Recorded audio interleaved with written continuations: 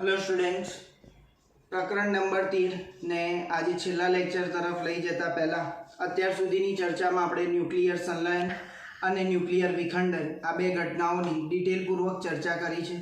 त्यारबाद एना आधारित संपूर्ण दाखलाओनी चर्चा करी। मात्र एक संलयननो दाखलो बाकी छे जे आ लेक्चरमां आपणे शरूआत करीशुं अने एक रेडियो एक्टिविटीनो दाखलो बाकी छे अने अंतिम जे थियरी आपणे भणेला ताप न्यूक्लियर संलयन प्रक्रिया અને સૂર્યના આધારે રેડ જાયન્ટ કેવી રીતે વ્યાખ્યાયિત થાય એની થોડી ઘણી માહિતી ટેક્સ્ટ બુકમાં આપી છે, તો અંતે એની ચર્ચા કરીને આ ચેપ્ટર આજે આપણે પૂર્ણ કરીશું। તો શરૂઆત કરીએ। વિદ્યાર્થી મિત્રો, 19મા દાખલાની રકમ તમે વાંચી શકો। મેં કોડવર્ડમાં લખેલી છે અને સૂત્ર તમને ખ્યાલ છે, આપણે અગાઉના 4-5 લેક્ચરથી આપણે એકનું એક સૂત્ર વાપરતા આવ્યા છે। એનો આપણે આ ઉપયોગ કરીને આવા વિશેષ પ્રકારના દાખલા જે ખૂબ જ સહેલી મેથડથી ગણીશું।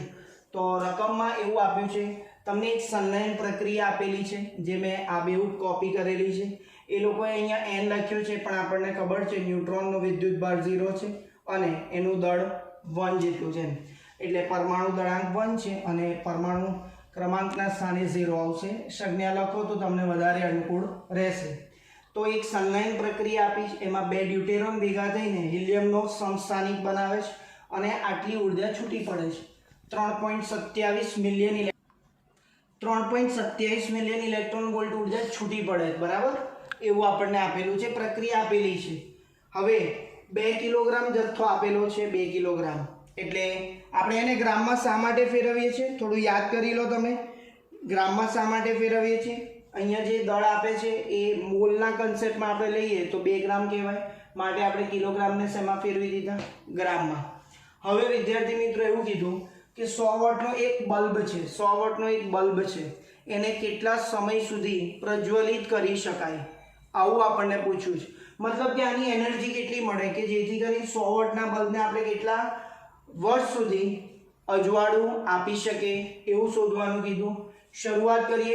दाखलामां 2 किलोग्रामनो उल्लेख कर्यो छे अने मैं ग्राममां फेरव्या, रीजन कही दीधुं। ए छे परमाणु दळांक, केटला प्रक्रियकमां ड्यूटेरियम छे? 2। तो अहींया एक वार 2 अने 2 2 दू 4 4 ग्राम थशे। पावर केटलो छे बल्बनो? 100 वोट।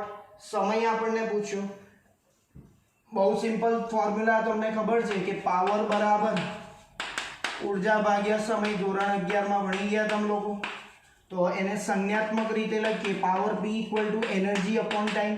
समय में रस है तो समय ने सूत्रनो कर्ता बनाइए, तो ऊर्जा भाग्या पावर थशे। हवे तमने याद करो विद्यार्थी मित्रों, ऊर्जानुं सूत्र में भणावेलुं छे, ऊर्जा E बराबर एक प्रक्रिया दीठ आटला ऊर्जानुं उत्सर्जन थाय, बराबर? तो n एटम दीठ केटलुं? तो n इंटू केटलुं थाय? 3.27 मिलियन इलेक्ट्रॉन वोल्ट। विखंडन में याद करो, ये 200 लगता था कारण के ए वखते 200 मिलियन इलेक्ट्रॉन वोल्ट ऊर्जा छूटी पड़ती थी। आ संलयन प्रक्रिया एन की किंमत पण आपने खबर है, m into N A upon A गुणिया 3.27 मिलियन इलेक्ट्रॉन वोल्ट लखाई नहीं। तो ऊर्जा सूत्र આપણે આ મૂકીશું। चलो, ऊर्जा बराबर n गुणिया 3.27 मिलियन इलेक्ट्रॉन वोल्ट અને છેદમાં પાવર એમનો m। પણ આ n કેટલા છે? તો આપણને ખબર છે કેમિસ્ટ્રીનું આ સૂત્ર m * na /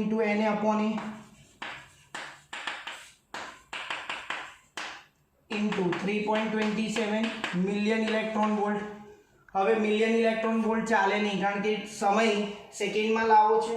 million electron વોલ્ટને standard એકમમાં ફેરવવો પડે, SI માં, એટલે એને જૂલમાં ફેરવીશું અને બાકી બધાની કિંમત મૂકીશું। ચલો, દળ विद्यार्थी मित्रों, दड़ केटलुं आप्युं? 2000 ग्राम।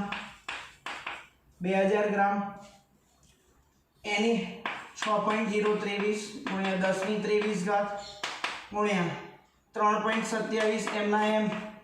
जो ध्यानथी मिलियन एटले 10⁻6। 1 इलेक्ट्रॉन वोल्ट एटले केटला जूल? ई जूल। ई एटले 1.6 गुणिया 10⁻19। तो आ बधी न्यूमरेटरनी वेल्यू थी, अंशनी वेल्यू थी। कैपिटल ए एटले केटला ग्राम छे? 4 ग्राम। अहींया फील करो, 4 અને 2000 બંને ગ્રામમાં હતા, ગ્રામ કેન્સલ થઈ ગયો। પાવર છે 100। તો અંશ અને છેદનું વિદ્યાર્થી મિત્રો તમે સાદુરૂપ આપશો તો સમયનો એકમ કયો આવશે? તો ધ્યાનથી વિચારો કે ઉર્જાનો એકમ આપણે જૂલ લીધું, બરાબર. જૂલ એટલે આપણને ખબર છે એમકેએસ કે સીજીએસ સમય છે તો સેકન્ડ જ આવે, એટલે તમને ગણતરી કરશો તો 15.75 ગુણ્યા 10⁻11 સેકન્ડ આટલો જવાબ તમને મળશે, 10⁻+11 સેકન્ડ. હવે વિદ્યાર્થી મિત્રો તમે વિચારો કે જો આ 10⁻11 સેકન્ડમાં આપણને બહુ જાજો ખબર ના પડે એટલા માટે ઘણી વખત ટેક્સ્ટબુકમાં કાં તો આ જવાબ હોય ઓર વર્ષમાં જવાબ આપેલો હોય, કારણ કે વર્ષ જોડે આપણે ઇઝીલી રિલેટ કરી શકીએ કે 100 વોટનો બલ્બ કેટલા વર્ષ સુધી પ્રજ્વલિત થઈ શકે. તો તમે વિચારી શકો કે 4.99 એટલે 5 ગુણ્યા 10⁴ વર્ષ લગી 100 વોટનો બલ્બ અજવાળું આપી શકે. હા, 1 સેકન્ડને વર્ષમાં ફેરવવા માટે તમને પેલું રિલેશન યાદ છે, 1 વર્ષ બરાબર 365 દિવસ, 1 દિવસ 24 કલાક, 1 કલાકની સેકન્ડ થઈ 3600 સેકન્ડ. હવે સેકન્ડમાંથી વર્ષમાં જવું હોય તો આ બધાનો ગુણાકાર 1/છેદમાં લખવો પડે, અથવા ઘણા વિદ્યાર્થીઓ એવું પણ કરી શકે, જો તમને વારંવાર અચળાંકો આ બધા લાંબુ કેલ્ક્યુલેશન ના કરવું હોય તો ડાયરેક્ટ 1 વર્ષની સેકન્ડમાં વેલ્યુ જે છે એને તમે યાદ રાખી શકો કે 1 વર્ષ બરાબર આટલી સેકન્ડ, બરાબર. તો આવી રીતે આપણે આ દાખલાનો આ બેમાંથી એક જવાબ પ્રોપર છે. સેકન્ડમાં લખવું હિતાવહ નથી, વર્ષમાં લખીએ તો આપણને આઈડિયા આવે કે આટલા વર્ષ સુધી આ બલ્બ ઓન રહી શકે. તો આ તો સ્વાધ્યાયનો 19મો દાખલો. નેક્સ્ટ દાખલા તરફ જઈએ. સ્વાધ્યાયનો છે દાખલા નંબર 25, જેની રકમ આ મુજબ છે. એક સ્ત્રોત ફોસ્ફરસના 2 રેડિયો ન્યુક્લાઇડ્સ ફોસ્ફરસ 32 અને ફોસ્ફરસ 33 ધરાવે છે. પ્રારંભમાં 10% ક્ષય ફોસ્ફરસ 33 માંથી આવે છે. તો મેં કોડવર્ડમાં તમને ડેટા આપી દીધો. પ્રારંભ એટલે t બરાબર 0 સમયે ફોસ્ફરસ 33 નો ક્ષય કેટલા ટકા આવે છે? 10%. તો પહેલી લાઈન તમે જોઈ શકો 10% ફોસ્ફરસ 33 છે, તો ફોસ્ફરસ 32 નો કેટલા ટકા હશે? 90. ટોટલ 100 થવા માટે તો આપણને શું પૂછ્યું? જ્યારે આ 90% બને તે માટે લાગતો સમય કેટલો? તો વિદ્યાર્થી મિત્રો સમય પૂછ્યો. બંનેને અનુરૂપ ટાઉ ની વેલ્યુ આપેલી છે. ડી એટલે દિવસ, ડેઝ. હવે આ જો ફોસ્ફરસ 33 10% ક્ષય પામે તેને હું x કહું તો આ કેટલું થાય? 9x. સિમ્પલી છે, ટકામાંથી આપણે સિમ્પલમાં એઝ્યુમ કર્યું, ધારણા કરી. તો t બરાબર t ક્ષણે જે આપણે ક્ષણ શોધવાની છે એ ક્ષણે આના 90% થાય છે એવું આપી દીધું, અને તો આ કેટલા થશે? 10%. તો આમાં x ધાર્યું છે તો હું અહીંયા y ધારીશ. આ 10% આ y હોય તો 90 એ કેટલા બનશે? 9y. તો આ જે એઝમ્પશન છે એ તમે થોડું પ્રોપરલી જોજો કે ડેટામાં શું લખ્યું છે એના બેઝ આપણે લખેલું છે ગાણિતિક ભાષામાં, અને બંને માટે અર્ધાયુ આપેલા છે ડેમાં. બંને માટે અર્ધાયુ ડેમાં આપેલા છે. યાદ કરો આપણું ફોર્મ્યુલા જે ગઈકાલના જીનીટના લેક્ચરમાં પણ આપણે ઘણી વખત વાપરેલું છે, n/n0 બરાબર 1/2n, બરાબર. જ્યાં n શું છે વિદ્યાર્થી મિત્રો? 1/2. n એટલે t ભાગ્યા ટાઉ 1/2, t ભાગ્યા ટાઉ 1/2. તો આગળ સાદુરૂપ આપીએ આપણે, n બરાબર n0 સામે લઈ જઈએ. આ 2/1/2 ને 2⁻1 કહેવાય. તો આને આવું લખી શકાય. આ બંનેનો ગુણાકાર થાય તો આ પાવર ધન હતી, હવે કેવી થઈ જશે? ઋણ. તો શું લખાય? n0 2t ભાગ્યા ટાઉ 1/2. આવું લખાય કે નહીં? આ મૂળ સમીકરણને આપણે બે સૂત્ર વડે વાપરીએ. એક વખત ફોસ્ફરસ 33 માટે અને એક વખત ફોસ્ફરસ 32 માટે વાપરીએ. ચલો, ફોસ્ફરસ 33 માટે સૂત્રને વાપરો જોઈએ. તો n એટલે શું? t ક્ષણે. ચલો, t ક્ષણે કેટલા છે? 9y. n0 એટલે શું છે? t બરાબર 0 ક્ષણે એટલે x. 2 ની કેટલી ઘાત? -t by tau 1/2. કયા ફોસ્ફરસ માટે આપણે ગણતરી કરીએ છીએ? 33. 33 માટે કેટલા છે? 25.3. તો ભાગ્યા શું આવ્યા? 25.3. આને સમીકરણ 1 કહીએ વિદ્યાર્થી મિત્રો. ચલો, આવી સૂત્ર આપણે ફોસ્ફરસ 32 માટે વાપરીએ. ફોસ્ફરસ 32. ચલો, એનો n એટલે અવિભાજિત ન્યુક્લિયસની સંખ્યા n. t ક્ષણે કેટલી છે? y. તો પેલું કેટલું આવશે? 9x. આ વાય છે તો આ કેટલું આવશે 9x ઇન્ટુ 2 ટી અપોન કેટલા છે એના ટાઉના 14.3 સમીકરણ નંબર 2. ફરી એક વખત કહી દઉં, આ જે સમીકરણ સાદુરૂપ આપીને લાવ્યા એમાં આપણે ફોસ્ફરસ 33 અને ફોસ્ફરસ 32 માટે ડેટા પુટ કર્યો, બીજું કંઈ કર્યું નથી. હવે 1/2 કરતા 1/2 કરવામાં આવે તો શું થયું 9y/y બરાબર, ધ્યાનથી જોજો, x upon 9x અને ઇન્ટુ આમાં 2 ની કેટલી ઘાત છે -t/25.3 અને આમાં છે 2 ની -t/14.3 બરાબર વિદ્યાર્થી મિત્રો. હવે x ઉડી ગયા, આમ બાજુ y ઉડી ગયા, 9 81 બરાબર 2 ની આ ઘાત ઉપર જાય તો પ્લસ આવશે એટલે હું એને પહેલા લખું છું. તો 2 ની કેટલી ઘાત થઈ t/14.3 એ ધન થઈ અને પેલી તો ઋણ જ છે એટલે 2 ની કેટલી ઘાત આવશે -t/25.3. હવે વિદ્યાર્થી મિત્રો તમને ખબર છે આધાર સરખો તો ઘાતોનો શું થાય સરવાળો, તો 81 બરાબર શું આવશે 2 ની કેટલી ઘાત આવશે t/14.3 ઓછા t/25.3. ચલો વિદ્યાર્થી મિત્રો આ જમણી બાજુનું સાદુરૂપ આપીએ તો લસા લેવો પડશે તમારે. આ 2 ની કેટલી ઘાત આવી, આટલી ઘાત આવી, તો 2 ની આ જે ઘાત છે એને તમે લસા લેશો તો આ બેનો ગુણાકાર આવશે 361.79. 25.3 માંથી 14.3 બાદ થશે તો 11 વધશે અને ટી યથાવત. એટલે એક સ્ટેપ તમે જાતે કરી શકો કે આનો લસા લેશો તો તમને 81 બરાબર 2 ની આવી ઘાત મળશે. હવે આપણને ખબર છે કે બંને બાજુ જો log લઈ લઈએ તો ઇઝીલી અહીંયા log 2 મળે અને અહીંયા log 81 મળે log ટેબલ પરથી. બંને બાજુ log લેતા તો log 81 બરાબર ઘાત આગળ આવી log 2 બેઝ 10 log 2 અને log 81 ની વેલ્યુ તમે log ટેબલમાંથી જોઈને મૂકી શકો. તો આગળ સાદુરૂપ આપીએ તો આ બંને એની વેલ્યુ મળી અને ટી ને સૂત્રનો કરતા બનાવો તો આ બંનેનો ગુણાકાર થશે ભાગ્યા 11 × 0.30 કરશો તો તમને એપ્રોક્સિમેટ 209.633 દિવસ એવો જવાબ મળશે. જો ફરી એક વખત તમને ડેટા થોડો પ્રોપરલી રીડ કરશો તો એઝમ્પશન જે કર્યું છે એ જ ખાલી સમજવાનું છે, બાકી બધી જ ગણતરી છે વિદ્યાર્થી મિત્રો. શું આપેલું ફોસ્ફરસ 33 એ 10% ક્ષય પામે તો આ 90% થયો બરાબર. પછી એવું કીધું કે એ 90% બને ત્યારે લાગતો સમય, તો આ 90% બને તો આ કેટલા થશે 10%. અનુક્રમે આને ધારી લીધું આપણે x તો આ 9x થયું. સિમિલર વે આ જો 9y હોય તો આ શું થશે y. અને બંનેના ટાઉ અનાપ આપ્યા, સાદુરૂપ આપ્યું અને આપણે સૂત્ર લાવ્યા. યાદ રાખજો ઘણી વખત આવો જ સૂત્ર પણ ઓપ્શનમાં પૂછે છે. આવું સૂત્ર સાદુરૂપ જ આપ્યું છે જે તમે જોઈ શકો. તો વિદ્યાર્થી મિત્રો અહીંયા એનસીઆરટીના બધા જ દાખલા પૂરા થાય છે.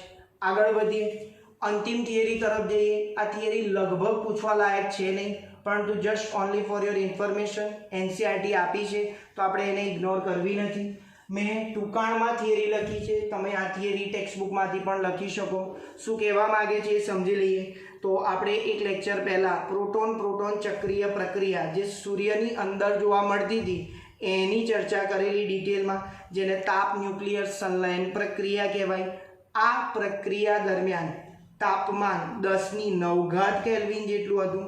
ફરી આ સ્ટેટમેન્ટ બોલું છું કે આ જે પ્રક્રિયા થાય છે એ દરમિયાન ટેમ્પરેચર કેટલું હતું 10⁹ કેલ્વિન. આવી જે ડિજિટ છે એ તમે યાદ રાખશો તો એક વખત કોમ્પિટિટિવે આ પૂછેલું છે કે તાપમાન ખાલી જગ્યા ક્રમનું હોય તો ઓપ્શનમાં 10⁹ હોય તો તમે કોઈ પણ ગણતરી વગર કરી શકો. એટલે ખાસ તમે આ બધી વેલ્યુ યાદ રાખજો. તો યાદ કરો, પ્રોટોન ચક્રીય પ્રક્રિયામાં 4 હાઇડ્રોજનનું દહન થવાથી હિલિયમમાં રૂપાંતર થાય છે અને 26.7 મિલિયન ઇલેક્ટ્રોન વોલ્ટ ઉર્જા છૂટી પડતી હતી બરાબર. અને એ વખતે ટેમ્પરેચર 10⁹ કેલ્વિન જેટલું જોઈતું હતું, જેને સંલયન પ્રક્રિયા કહેવાય. તો હાઇડ્રોજનનું કન્વર્ઝન શેમાં થતું હતું વિદ્યાર્થી મિત્રો? હિલિયમમાં. તો હાઇડ્રોજનનું હિલિયમમાં જ્યારે રૂપાંતર થાય અને આ પ્રક્રિયા સૂર્યની અંદર થાય તો સૂર્યની ઉંમર આશરે વૈજ્ઞાનિકોએ અંદાજ લગાવ્યો છે 500 કરોડ વર્ષ જેટલી છે. સૂર્યની ઉંમર 500 કરોડ વર્ષ જેટલી છે. એનો અર્થ એવો થયો કે આટલા વર્ષ સુધી સૂર્ય એનર્જી આપતો રહેશે. તો આ ખતમ કેમ થશે એની ચર્ચા કરીએ. કારણ કે જે બધા જ હાઇડ્રોજનનું જો હિલિયમમાં રૂપાંતર થઈ જાય તો આગળ એ પ્રક્રિયા થાય છે હિલિયમનું કાર્બનમાં રૂપાંતર થાય, જેનો સિલેબસમાં બહુ ઊંડાણપૂર્વક અભ્યાસ નથી, પણ હાયર લેવલે તમે ભણી શકો. તો સંપૂર્ણ હાઇડ્રોજનનું હિલિયમમાં રૂપાંતર થાય અને એ પછી એ કાર્બનમાં પણ ક્ષય પામે છે. તો આ સૂર્યની ઉંમરનો અંદાજ વૈજ્ઞાનિકોએ આ પરથી લગાવ્યો છે 500 કરોડ વર્ષ. પછી શું થશે કે આ દહન જ્યારે આ ખલાસ થઈ જશે હાઇડ્રોજન, તો દહન બંધ થઈ જશે. દહન બંધ થઈ જાય એટલે તમે ઇમેજિનેશન કરો કે ગરમ પદાર્થને ઠંડો કરો તો સંકોચાવા લાગે. ગુરુત્વની અસર હેઠળ અહીંયા શું થશે, સૂર્ય સંકોચાવા લાગે, કારણ કે ઠંડો પડેલો સૂર્યનું શું થશે, સંકોચન. ઠંડા પદાર્થ હંમેશા સંકોચન જ પામે, બરાબર. તો એ સંકોચન પામ્યા બાદ એ ગર્ભ જે છે સૂર્યનો ગર્ભ, એનું તાપમાન ખૂબ વધી જશે. અને જ્યારે સૂર્યનું તાપમાન ખૂબ વધશે ગર્ભનું, તો સૂર્યનું બાહ્ય જે આવરણ છે, આઉટર લેયર છે જે ગોળાકાર, એ વિસ્તરવા લાગશે, જેને રેડ જાયન્ટ કહે છે. એટલે એક જાતનો સ્ટાર જ કહેવાય, તારો જ આપણે ગણી શકીએ.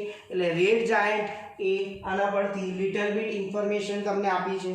આના પછી પણ તમને એકાદ નાનું ટૂંકાણમાં એક ફકરા જેવું આપ્યું છે જે તમે અન્ડરસ્ટેન્ડ કરી શકો કે ન્યુક્લિયર રિએક્ટર આપણે વિખંડન પ્રક્રિયાથી જ નિપજાવી શકીએ છીએ, સંલયનથી કેમ નહીં. તો મેં તમને પહેલાં કહ્યું હતું, સંલયન પ્રક્રિયા દરમિયાન જે તાપમાન છે 10⁹ કેલ્વિન, એ તાપમાન જો કોઈ પાત્રમાં વિકસાવવું હોય તો એવું કોઈ પાત્ર જ શક્ય નથી. એટલે વૈજ્ઞાનિકોને પણ હજી આનો કોઈ ઉકેલ જણાયો નથી, બરાબર. તો એ પણ તમે રીડ કરી શકો. સાથે સાથે જ્યારે આપણે આ ચેપ્ટરને ભણી ચૂક્યા ત્યારે તમને એટલી તો ખબર હોવી જોઈએ એઝ અ નાગરિક તરીકે કે ઈસવીસન 1945ની 6ઠ્ઠી ઓગસ્ટે જ્યારે અમેરિકાના લશ્કરે હિરોશીમા અને નાગાસાકી પર જ્યારે બોમ્બ ઝીક્યા, એ બોમ્બ હતા વિદ્યાર્થી મિત્રો એટમ બોમ્બ, જે વિખંડન પ્રક્રિયાથી બનેલા. અને એ બોમ્બ ઝીક્યા ત્યારે એવું ગૂગલ પરથી એવી હિસ્ટ્રી મળે છે કે તમે જોયું હોય અથવા ના સાંભળ્યું હોય તો કહેવાની મારી ફરજ છે કે એ વખતે 3.5 લાખની વસ્તી ધરાવતું શહેર સવારના 8:15 વાગે જ્યારે હિરોશીમા પર બોમ્બ ઝીકે છે ત્યારે એ જ યુદ્ધના સમયે એ જ ધોરણે 70,000 વ્યક્તિઓ તાત્કાલિક મૃત્યુ પામે છે. 3.5 લાખની વસ્તી ધરાવતા શહેરમાંથી 70,000નું મૃત્યુ થાય. અને એવું માનવામાં આવે છે કે ફરીના 5 વર્ષ પછી પણ બાકીના 70,000નું મૃત્યુ થાય છે. એટલે તમે વિચારી શકો કે આટલું ખતરનાક એ સાબિત થઈ શકે છે. જો આઈન્સ્ટાઈને આવું ખબર હોત કે આનો ઉપયોગ કરવાની જગ્યાએ વિનાશ એટલે અનકન્ટ્રોલ મેનરમાં વાપરશે દુનિયા, તો કદાચ એણે આ શોધ જ ના આપી હોત કે દળનું ઉર્જામાં અને ઉર્જાનું દળમાં રૂપાંતરણ શક્ય છે. તો એક બહુ મોટી ગંભીર બાબત છે આ. અને બીજી એક વાત કહું કે ગામા વિકિરણનું જે ઉત્સર્જન થાય છે, એ ગામા વિકિરણ જ્યારે શરીરમાં જાય ત્યારે એ ઘણા બધા કોષોને નાશ કરે છે. એટલે જો વ્યક્તિ મૃત્યુ ના પામે આનાથી, તો એ ગાંડો થઈ શકે છે, અપંગ થઈ શકે છે. હવે તમે ઇમેજિન કરો કે જે છોકરું અત્યારે જન્મ્યું જ નથી અને એ જન્મતાની સાથે જ આવા દુષ્કર્મને લીધે જો એ આંધળું પેદા થાય તો એનાથી મોટી કરુણ ઘટના કોઈ નથી. અને માટે અત્યારે બધા જ દેશ જોડે એટમ બોમ્બ બી છે અને એનાથી ખતરનાક હાઇડ્રોજન બોમ્બ બી છે, પણ એનો ઉપયોગ આપણે કરવો જોઈએ નહીં, કારણ એની જાનહાનિ આપણે દુનિયા સમક્ષ આપણે જોઈ લીધી છે. તો આ એક વાત તમારે ધ્યાનમાં રાખવા જેવી છે. આગળ વધીએ. આ અંતિમ ટેબલ છે જે એક્સ્ટ્રા છે દાખલા માટે, માત્ર ને માત્ર દાખલા માટે. આ ખૂબ જ અગત્યનું છે જે તમને હેલ્પફુલ કરાવશે MCQ બધું સોલ્વ કરવા માટે. ચલો કોઈ સમય T લઈએ. અવિભાજિત પરમાણુઓની સંખ્યા n છે જે આપણને ખબર છે, T સમયે n છે. અને વિભાજિત પરમાણુઓની સંખ્યા કેટલી, તો ઓરિજિનલ કેટલા હતા, n0 શરૂઆતમાં હતા, એમાંથી T સમયે કેટલા છે n, તો વધ્યા કેટલા, આ બેની બાદબાકી કરીએ એટલા, તો n0 - n. આનાથી બહુ જ અગત્યના સૂત્રો આપણે મેળવવાના. ચલો T બરાબર 0 સમયે અવિભાજિત પરમાણુની સંખ્યા કેટલી, n0, તો વિભાજિત કેટલા 0, હજી વિભાજન થયું જ નથી, ન્યુક્લિયસ તૂટ્યા જ નથી. ચલો 1 tau અનાપ એટલે 1 અર્ધાયુના અંતે, આવું પણ શબ્દમાં પૂછે ઘણીવાર MCQ આ ટેબલ પરથી સીધા ટીક થઈ જાય. તો 1 અર્ધાયુના અંતે કેટલા થાય, તો તો આપણને વ્યાખ્યા યાદ છે n0/2 બરાબર. તો આ પણ કેટલા થશે n0 માઇનસ n એટલે n0/2. અહીંયા હું બાદબાકી કરીશ નહીં કારણ કે આપણે સૂત્ર સમજવું છે, બાકી તમે બાદબાકી કરી શકો. ચલો બે અર્ધાયુના અંતે શું થશે? અહીંયા આપણે અગાઉ ભણી ગયા છે n0/2 રેઝ ટુ 1 છે તો અહીંયા 2 રેઝ ટુ શું આવશે 2. અલ્ટિમેટલી અહીંયા જે સહગુણક છે એ તમે મૂકી શકો તો અહીંયા શું આવશે n0 તો યથાવત n0/2 રેઝ ટુ 2. માત્ર કિંમત મૂકીએ છીએ n0 માઇનસ n એટલે કેટલા n0/2 રેઝ ટુ 2. આવી રીતે 3 ટાઉ 1 વિદ્યાર્થી મિત્રો લઈએ તો શું આવશે n0/2 રેઝ ટુ 3 અને અહીંયા શું આવશે n0 minus n0/2 raise two 3. ચલો એવી રીતે ડોટ ડોટ ડોટ વિચારીએ તો n માટે વિચારીએ તો n ટાઉ 1 લઈએ n ટાઉ n અર્ધાયુના અંતે અવિભાજિત પરમાણુઓની સંખ્યા કેટલી આવશે તો n0/2 રેઝ ટુ n, જે તમને ખબર જ છે કે n આ n બરાબર n0/2 રેઝ ટુ n. તો n0 છેદમાં લાવો શું થયું n/n0 equal to 1/2 raise to n જ થયું બરાબર. આ બધું n બરાબર છે. ચલો તો આ વિભાજિત પરમાણુની સંખ્યા n ટાઉ 1 ના અંતે કેટલી આવશે તો n0 minus n0/2 raise to n. અને ફર્ધર સિમ્પ્લિફાઈ કરીએ તો n0 common 1 minus 1/2 raise to n લખાય કે નહીં. n0 કોમન કાઢ્યા, અહીંયા n0 નીકળી ગયા એટલે 1 માઇનસ યથાવત 1/2 ની n, 1 ની n ઘાત એટલે 1 જ થાય. તો તમે જોઈ શકો કે અહીંયા જે આવે છે એને તમે 100 માંથી બાદ કરો તો પણ આ જવાબ મળી જાય. તો વિદ્યાર્થી મિત્રો આ ટેબલ તમને ખૂબ કામમાં લાગશે. હવે યાદ કરો કે અવિભાજિત પરમાણુનો ભાગ, અવિભાજિત પરમાણુનો ભાગ કેટલો n/n0 1/2 રેઝ ટુ n આવે કારણ કે આ બધી વેલ્યુ n બરાબર છે. એવી રીતે વિભાજિત પરમાણુનો ભાગ કેટલો આવે તો કે આટલો n/n0 બરાબર 1 માઇનસ 1/2 રેઝ ટુ n જેટલો. તો આ ટેબલ તમે ખૂબ ઉપયોગી છે MCQ સોલ્વ કરવા માટે. Thank you.